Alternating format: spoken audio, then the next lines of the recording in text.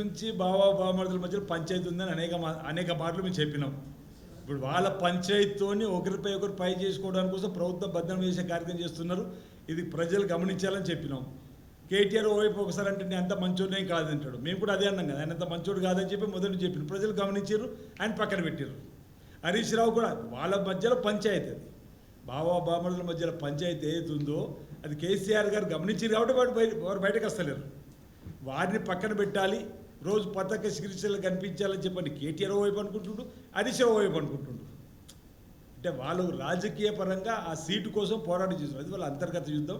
ప్రజలందరూ గమనించారు కాబట్టి వాళ్ళని పక్కన పెట్టిన పి సంజయ్ రేవంత్ రెడ్డి చేసిన పోరాటానికి సీనియర్ నాయకులందరూ కలిసి పిసిసి ద్వారా చేసిన పోరాటాలకు గమనించే ఇందిరమ్మ పాలనకు అవకాశం ఇచ్చారు. రేవంత్ రెడ్డి గారు ముఖ్యమంత్రి అయినారు. ప్రజాపాలనలో మీరు చేసుకుంటూ అవుతుంది. మీరు చూసారు, ఈ ప్రభుత్వం వచ్చిన 3 రోజుల నుంచే ఈ ప్రభుత్వం కూలుతున్నారు. 15 నెలలు అయిపోతుంది, 16 నెలలు అవుతుంది, వాళ్ళకేమో అర్థమవుతలేదు. కాబట్టి వాళ్ళ వాళ్ళు ఇప్పుడు అన్ఫాలో కొట్టిండు. ఇంకేదో కూడా విన్నాం. ఇప్పుడే ఇంకా ఏమో చూస్తున్నట్టుగా కూడా చూస్తున్నాం. ఏం చూస్తున్నాడో ఏం కథలు అవన్నీ చూడాలి. అన్ఫాలో అనేది ఒకటే కాకుండా ఇక అనేకం చూస్తున్నాం. సరే, ఏదేమైనా ప్రజలు విజ్ఞులు, ప్రజలు గమనిస్తారు. ఈరోజు నేను అనేక సందర్భాలు చెప్పిన తెలంగాణ రాష్ట్ర సమితి అనే పార్టీ పేరును భారతీయ రాష్ట్ర సమితిగా మార్చుకున్న రోజే తెలంగాణ ప్రజలతో పేగుబంధం తెంచుకున్నది. ఆ పార్టీని ప్రజలకు గుర్తించారు తెలంగాణలో చెప్పిన దానికి అనుగుణంగా జరుగుతుంది. గౌరవ ముఖ్యమంత్రి రేవంత్ రెడ్డి గారు అధికారంలోకి వచ్చిన తర్వాత రాష్ట్ర ఖజానా వైపు ఖాళీ ఉన్న ప్రతినిత్యం 18 గంటలు కష్టపడుతూ ఇచ్చిన హామీలు ఒక్కొక్కటి అమలు చేసుకుంటూ పోతున్నాం. మరో 2-3 అంశాలకు సంబంధించిన ప్రధాన అంశాలను వాటిని కూడా వీలైనంత తొందరలో అమలు చేస్తామని మాకు సిఎల్పి మీటింగ్లో ఇతరత్ర కూడా చెప్పడం జరిగింది.